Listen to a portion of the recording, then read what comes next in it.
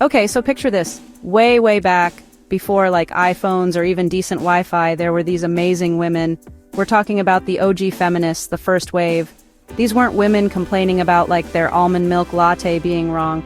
No, honey, they were fighting for stuff that was like seriously fundamental. Think about not being able to vote. Imagine your dad or husband basically owning everything, including like your thoughts. It sounds crazy now, right? But that was the reality.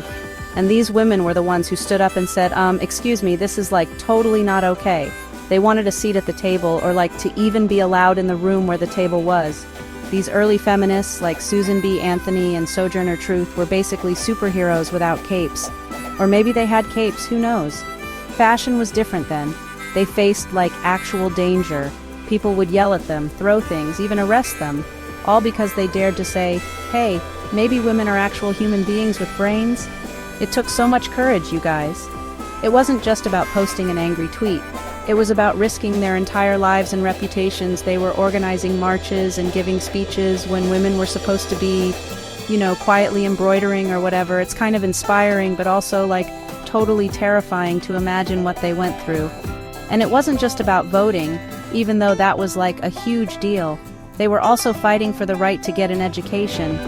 Imagine being told you can't go to college because, well, you're a girl. What are you gonna do with all that knowledge anyway, right? Ugh, so condescending. They also wanted the right to own property. Before them, in a lot of places, anything a woman had, or earned, or inherited, legally belonged to her husband. Like, seriously?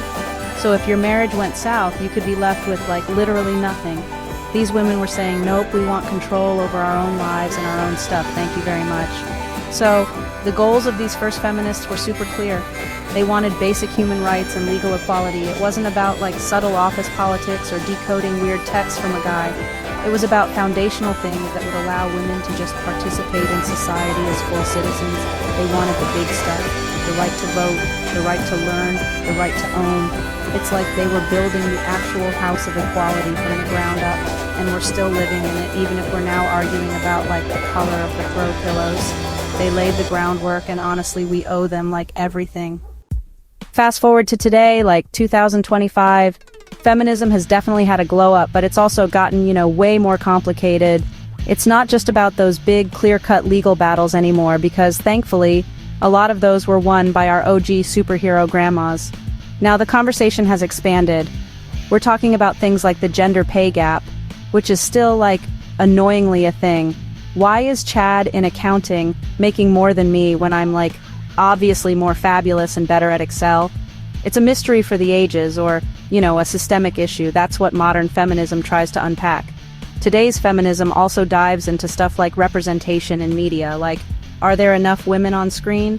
And when they are they just like the supportive girlfriend, or are they actually, doing cool stuff? We talk about microaggressions, those little, sometimes unintentional comments or actions that can make you feel like, ugh.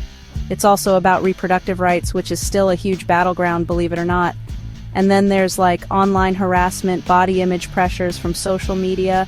The list is like super long. It's like feminism went from a clear checklist to a giant, sprawling mind map of issues. The focus has shifted from, can we please have basic rights, to, okay, we have some rights, but how are they actually playing out in real life for everyone? It's about looking at the nuances. Like, a rich white woman's experience of sexism might be totally different from a woman of color's experience or a trans woman's experience. So, modern feminism tries to be more inclusive and understand all those different layers. It's not just about women as one giant identical group anymore. It's about recognizing that woman means a lot of different things to a lot of different people, which is cool, but also like makes things more complex. So if early feminism was about getting the basic ingredients for a cake like flour, sugar, eggs, modern feminism is now debating like, should it be gluten-free, vegan? What kind of frosting? Should we even be making a cake, or is cake culture itself problematic?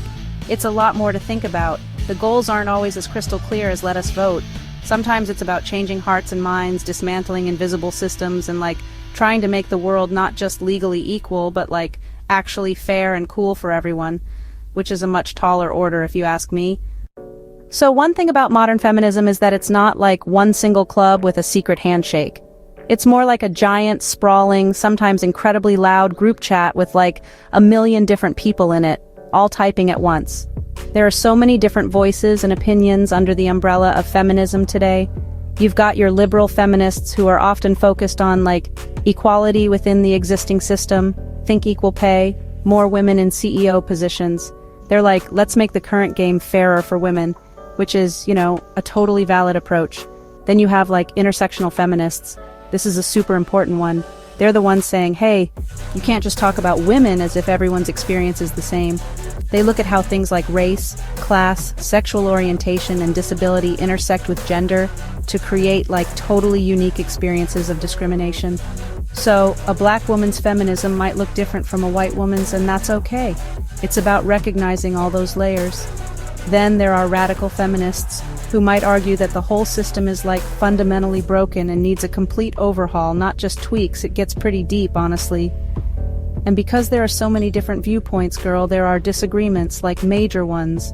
Some feminists might be all about leaning in and climbing the corporate ladder, while others are like, the ladder is the problem, let's dismantle it.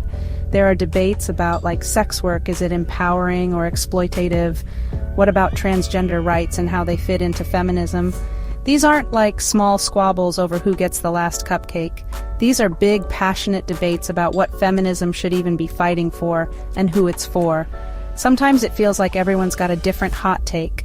Social media has, like, totally amplified all of this. On one hand, it's amazing because so many more voices can be heard. People who might have been, like, totally marginalized before can now share their experiences and build communities. But on the other hand, OMG, the internet can be a total dumpster fire. Disagreements can turn into, like, full-blown online wars really fast. It can make feminism seem really divided and honestly kind of intimidating if you're just trying to figure out where you fit in. It's like everyone's got a megaphone and sometimes they're all shouting different things. So with all these different voices and, like, sometimes intense debates, some people are starting to wonder if modern feminism is actually, working for everyone. It's a tough question, right? Because obviously we still need feminism. Hello, the world is not magically perfect for women yet. But the way it's showing up these days can feel like a little off-putting to some. Some women feel like it doesn't speak to their experiences, or that it's become too academic, like you need a PhD in gender studies just to understand the latest discourse, which, like, nobody has time for when you're just trying to get through your day. Part of the issue might be that some of the loudest voices in modern feminism can sometimes focus on issues that, while important, might not feel super relatable to, like, a working mom in a small town just trying to pay her bills. Or maybe it's the online culture where everything becomes a fight. If you say the wrong thing, even by accident, you can get, like, totally called out. That can make people scared to even engage, which is, like, the opposite of what we want, right? We want more people feeling like feminism is for them, not fewer. It's supposed to be about empowerment, not like passing a purity test. When you look back at the OG feminists, their goals were so direct: voting, education, property. It was about survival and basic dignity. Now, the issues are often more nuanced, more about, like, internal feelings, societal structures, and complicated power dynamics. It's like going from needing a life raft to debating the ethics of luxury cruise ship emissions. Both are important in their own way, but one feels a lot more immediately urgent if you're, like, drowning. So when modern feminism gets bogged down in very specific niche arguments, it can lose sight of the bigger picture and the everyday struggles many women still face.